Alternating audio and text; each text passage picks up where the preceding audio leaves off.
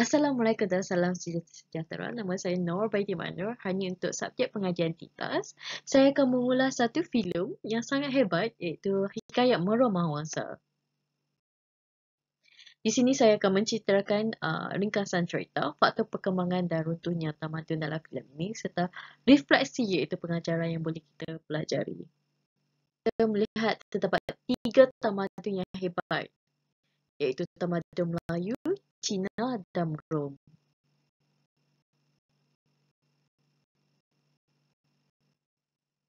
Dan seperti yang anda lihat di sini adalah karakter-karakter yang penting dalam filem ini iaitu Embu, Pau Kesum, Pawang Taji, Kamawas dan Pedagang Goa serta Jinjing, General Liu Yun dan juga General Laicious.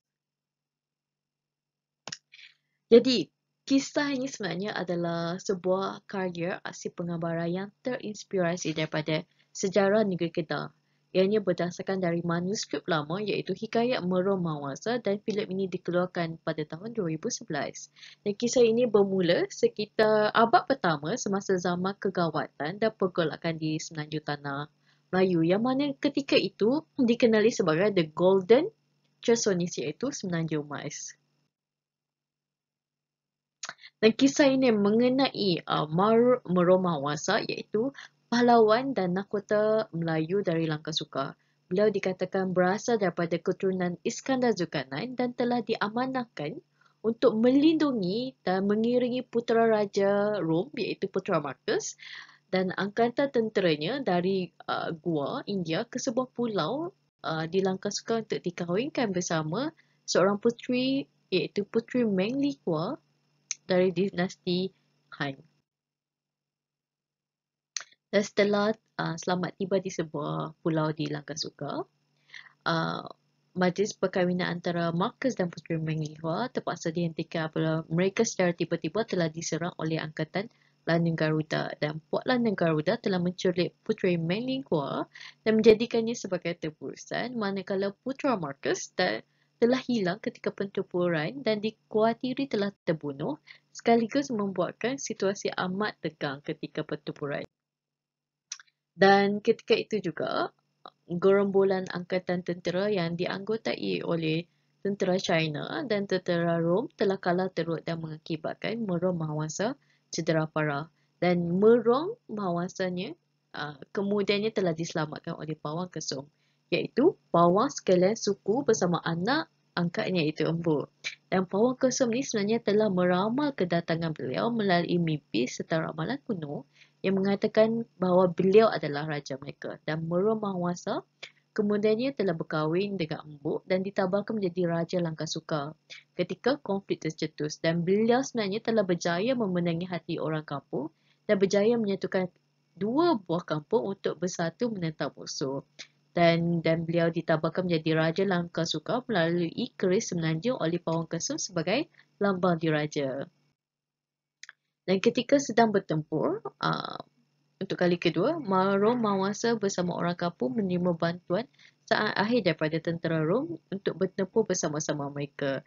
Jadi terdapat pelbagai cabaran yang beliau hadapi iaitu pertempuran dengan Lanun iaitu Taji, iaitu Pawang Garuda dan Kamawas iaitu Ketua London Garuda yang mana mereka ni sangat kebal dan syarat dengan unsur-unsur mistik seperti sihir, tangkal dan azimat.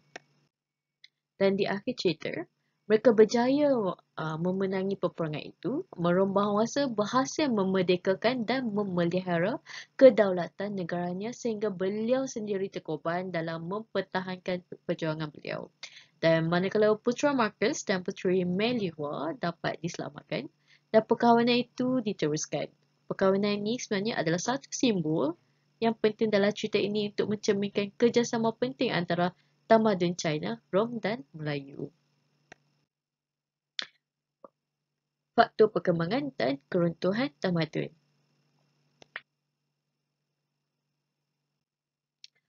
Terdapat beberapa faktor penting yang mempengaruhi kelahiran dan perkembangan tamadun yang dalam cerita ini. Di mana satu adalah simbol kerajaan dan kekuasaan. Dalam filem ini, kita boleh melihat konsep kerajaan dan kekuasaan adalah faktor utama yang bakal mempengaruhi kelahiran dan perkembangan sesuatu tamadun. Contohnya Mero Mahawangsa sebagai Raja Langkasuka dan mewakili Kesultanan Melayu Langkasuka, dan tamadun ini berkembang apabila beliau ditabarkan menjadi raja dan telah menyatukan beberapa kampung untuk bersatu. Ini menunjukkan kelahiran permulaan tamadun itu. Keris Menanjung dan Takat Azimat. Jadi keris Menanjung ni merupakan satu artefak berkuasa yang menjadi tumpuan dalam filem ini. Jadi artefak ini sebenarnya dianggap sebagai simbol kekuasaan raja dan kebijaksanaan yang diwarisi daripada generasi ke generasi di kalangan orang Melayu. Dan Tangka Azimat juga merupakan satu simbol kuasa dan perlindungan. Dalam filem ini, kita dapat melihat di mana bagaimana Tangka Azimat ni boleh digunakan untuk kebaikan dan keburukan dan mempunyai kuasa magis yang kuat iaitu kebal, yang mana ia dapat memberi kekuatan serta perlindungan kepada pemiliknya. Jadi kesimpulan apa kita dapat? Keris Menanjung dan Tangka Azimat ni mewakili simbol yang penting dalam filem, yang mana mewakili kebijaksanaan, kekuasaan dan juga perlindungan. Interaksi antara tamadun. Untuk interaksi antara tamadun, kita melihat 3 tamadun yang berbeza iaitu Melayu, Rom dan China yang merupakan faktor penting dalam filem ini. Melalui hubungan ini kita dapat melihat hubungan diplomatik, konflik dan kolaborasi antara tamadun dan juga pertukaran budaya, teknologi dan perkembangan pengetahuan. Jadi perkembangan teknologi yang dibawa yang ini adalah apabila Mero Mahawangsa menggunakan cermin yang dibawa oleh rombongan perkahwinan Puteri Melihua dan menaik tarafkannya sebagai perisai dalam strategi untuk melawan Lanun Garuda, dan strategi itu sangat berkesan apabila banyak kapal Lanun Garuda terbakar. Ini menunjukkan bagaimana interaksi antara tamadun untuk meningkatkan dan menaik tarafkan sesuatu bangsa. Keempat adalah pemulihan dan kemerdekaan.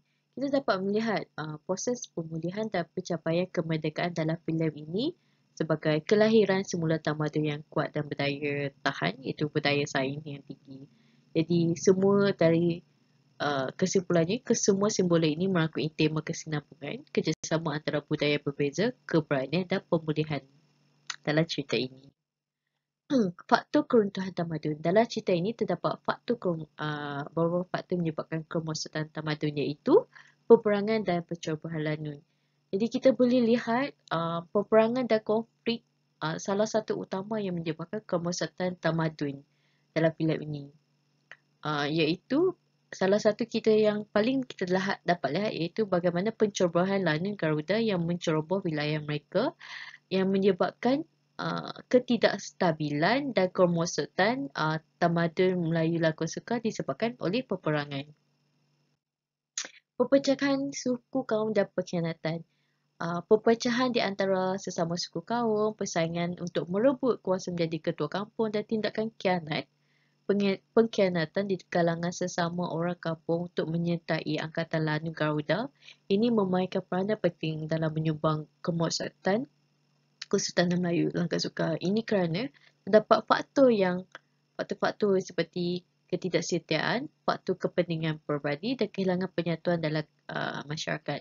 Jadi hal ini mampu mengganggu gugat setiap tamadun untuk bersatu dan menghadapi ancaman luar, dan sifat pengkhianatan dan perselisihan dalam ni boleh menjadi ancaman serius terhadap keselamatan dan kestabilan sesuatu tamadun. Jadi adalah amat penting untuk kita menggariskan betapa pentingnya untuk bersatu dan hidup harmoni dalam sebuah masyarakat. Dalam masa sama kita mengekalkan stabilan dan ketahanan dan mengekalkan tamadun tu daripada ancaman luar. Tiga, hilangnya warisan budaya dan nilai-nilai tradisional. Jadi, kehadiran ancaman Lanun dan konflik dalaman telah membawa kepada hilangnya warisan budaya dan nilai-nilai tradisional. Jadi, nilai-nilai seperti harmoni, aman dan kebijaksanaan dalam satu tamadun, terutamanya kerajaan Melayu Langkasuka ini terjejas dan boleh menyebabkan hilangnya nilai-nilai tradisi dan budaya yang telah diwarisi sejak berabad lamanya. Dan keempat, jadi refleksi pengajaran yang boleh kita pelajari. Jadi, pentingnya kerjasama antarabangsa. Jadi, filem ini menekankan pentingnya kerjasama antara tamadun asing dan dari bangsa yang berbeza. Contohnya, perkahwinan antara Puteri Melihua dan Putera Melaka adalah contoh kerjasama antara tamadun China, Rom dan Melayu yang mengajar kita bahawa kerjasama antarabangsa sangat membawa kemajuan dan keharmonian dan ketahanan dan kekuatan budaya. Jadi keris Menanjung adalah simbol budaya yang kuat dalam filem ini yang mengingatkan kita kepentingan untuk mewarisi nilai-nilai budaya dan tradisi dari generasi ke generasi. Jadi kesinambungan budaya adalah aset berharga dalam pembangunan sesuatu tamadun. Ketiga, kesetiaan kepada raja dan negara. Jadi sebagai penduduk kampung, mereka sangat setia kepada Muramawasa sebagai raja dan pemimpin mereka untuk menentang musuh serta anasir luar. Jadi ini adalah contoh kesetiaan dan komitmen rakyat dan kerajaan yang mengajar bahawa pemimpin yang setia dan berkomitmen mampu memimpin dan secara berkesan dan menjaga kesucian sesebuah tamadun. Dan keempat adalah kemerdekaan dan pemulihan. Jadi filem ini menunjukkan proses pemulihan dan pencapaian kemerdekaan sebagai elemen penting dalam memperkuatkan tamadun yang lemah.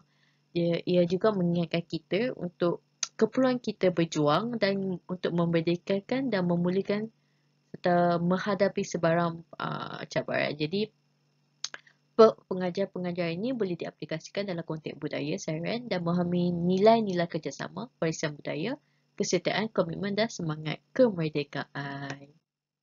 Jadi sekian terima kasih daripada saya.